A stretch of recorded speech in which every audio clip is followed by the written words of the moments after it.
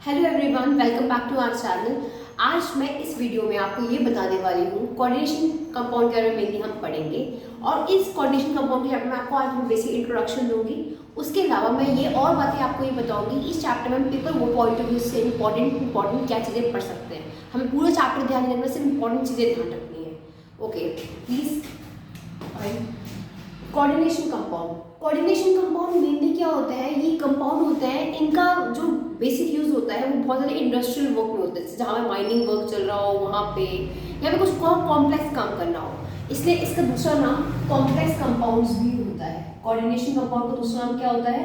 Complex compounds. ठीक है।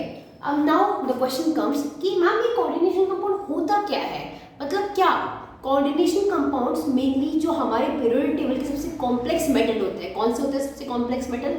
D block के मेटल, ट्रांजिशन मेटल जो कहते हैं। तो हमारे कोऑर्डिनेशन कंपाउंड के कॉम्प्लेक्स कंपाउंड डी ब्लॉक के मेटल से बनते हैं, मतलब मेन रोल यहाँ पे डी ब्लॉक के एलिमेंट्स निभा रहे होते हैं। मैं आपको बेसिक दिखा देती हूँ इंट्रोडक्शन की कोऑर्डिनेशन कंपाउंड में एक्चुअल में रोल किनका क्या क्या होता है। Let's take example of this. ये आपको दिख रहा है, ये this is cobalt, this is central metal ion, और ये हमारा डी ब्लॉक एलिमेंट है। ये सेंट्रल मेटल आयन है। ये सेंट्रल मेटल आयन होते हैं, यहाँ पे कैटाइन को वर्क कर रहे होते हैं। एज यू नो, आप जानते ही होंगे कैटाइन क्या होता है। कैटाइन वो होता है जिनको इलेक्ट्रॉन्स की कमी होती है, जिनके पास इलेक्ट्रॉन्स का डेफिशिएंट होता है। तो यहाँ पे जो कोबाल्ट है वो सेंट्रल मेटल आयन है जो कि डी ब्लॉक एलिमेंट से बिलोंग करता है। आप जानते होंगे ये ट्रांजिशन मेटल है। अब सिंस मैंने बताया कोबाल्ट जो होता है वो सेंट्रल मेटल है, कैटाइन है, सो इलेक्ट्रॉन की कमी है, तो ऑब्वियस सी बात है जब इलेक्ट्रॉन की कमी है तो उसे कोई ना कोई ऐसा सामने से एलिमेंट या ग्रुप चाहिए जो उसे इलेक्ट्रॉन दे सके। तो सामने से जो एलिमेंट या ग्रुप आता है कोबाल्ट के पास या सेंट्रल मेटल आयन के पास उसे इलेक्ट्रॉन देने के लिए, वो होते हैं, उन्हें हम लीगेंड्स कहते हैं। Ligands as you know, if they are coming to give electrons, अगर वो इलेक्ट्रॉन्स देने आ रहे हैं कैटाइन को, सेंट्रल मेटल आयन को, तो या तो वो अनाइन होंगे। अनाइन मीन्स उनके पास या तो एक्स्ट्रा इलेक्ट्रॉन होंगे या वो न्यूट्रल मॉलिक्यूल हो सकते हैं। मतलब ligands can be either anion और न्यूट्रल मॉलिक्यूल। मतलब सिंपल इनके पास एक्स्ट्रा इलेक्ट्रॉन होने चाहिए ताकि ये सेंट्रल मेटल को जो कि कैटाइन है उसको डोनेट कर सके। तो सिंपल यहाँ पे लीगेंड किसका काम करता है? M is the central metal, ligand donation का काम करता है। तो आपको एक बॉन्ड जो डोनेशन का काम करता है, जैसे ligand is donating electrons towards central metal ion, तो ये बीच में जो बॉन्ड बना है इसे हम कोऑर्डिनेट बॉन्ड कहते हैं। कोऑर्डिनेट बॉन्ड में जो इलेक्ट्रॉन दे रहा होता है उसे डोनर कहते हैं, और जो इलेक्ट्रॉन ले रहा होता है, एक्सेप्ट कर रहा होता है, उसे एक्सेप्टर कहते हैं।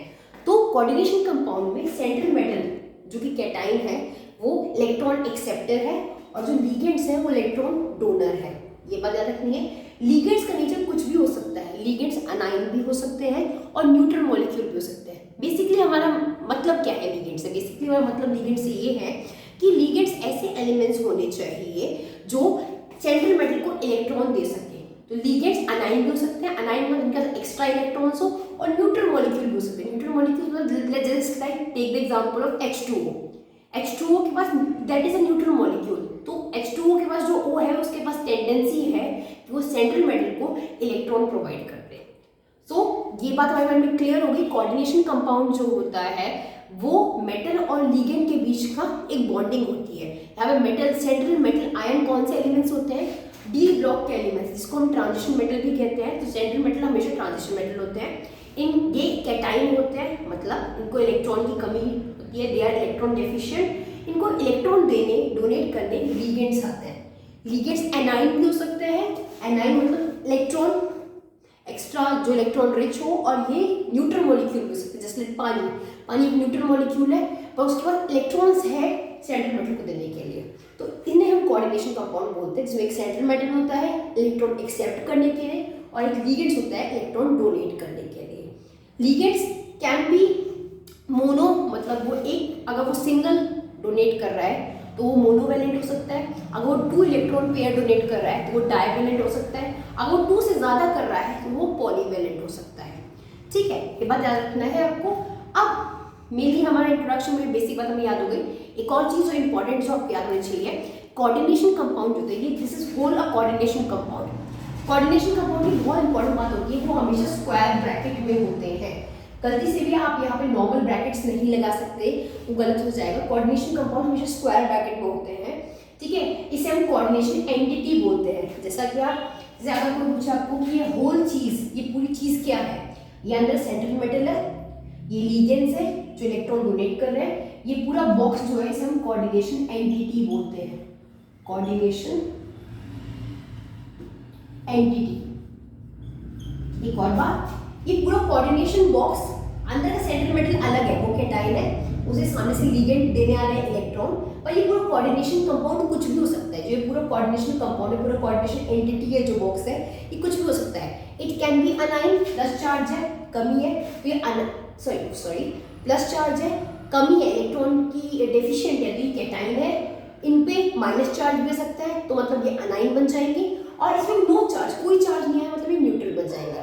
तो अगर आपसे कोई पूछे कि कोऑर्डिनेशन कंपाउंड का कैसा नेचर होता है, तो आप कह सकते हैं coordination compound can be cation if they are having plus charge, उनके पास प्लस चार्ज हो, कैटाइन बन सकते हैं पूरा कोऑर्डिनेशन कंपाउंड।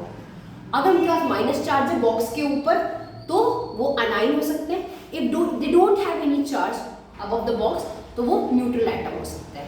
तो कोऑर्डिनेशन कंपाउंड ये पूरा बॉक्स है, दैट्स ऑल। कोऑर्डिनेशन कंपाउंड का ये बेसिक इंट्रोडक्शन था, जिससे आप कोऑर्डिनेशन कंपाउंड देख के पहचान सके कि कोऑर्डिनेशन कंपाउंड एक्चुअल में दिखते कैसे हैं, उसमें सेंट्रल एटम क्या होता है, लिगेंड्स का क्या रोल है, ये बेसिक इंट्रोडक्शन था। अब आगे के सेशन में, आगे के वीडियोस में मैं कोऑर्डिनेशन कंपाउंड के आपको सेपरेट टॉपिक्स बताऊंगी। मैं हर टॉपिक्स, ऑब्वियसली बात है हमें हर टॉपिक पढ़ना नहीं होता हर चैप्टर का, मैं इस चैप्टर से जो पेपर पॉइंट ऑफ व्यू से इंपॉर्टेंट टॉपिक है वो आपको कराऊंगी। जैसे वीबीटी इज वेरी इंपॉर्टेंट, मैं आपको वीबीटी पूरा सिखाऊंगी। जैसे आपको वीबीटी निकालना आ जाए, आपको लर्न हो जाए कि हम पैरामैग्नेटिक और डायामैग्नेटिक कैसे देखते हैं, मैं सारी टॉपिक्स आपको सेपरेट वीडियो से पढ़ाऊंगी और पेपर पॉइंट ऑफ व्यू से इसे आपको कंप्लीट करवा दूंगी। Okay, thank you, that's all for today's session. आगे की सारे टॉपिक्स हम अगले सेशन से, कल से वीडियो से कंटिन्यू करेंगे। Thank you.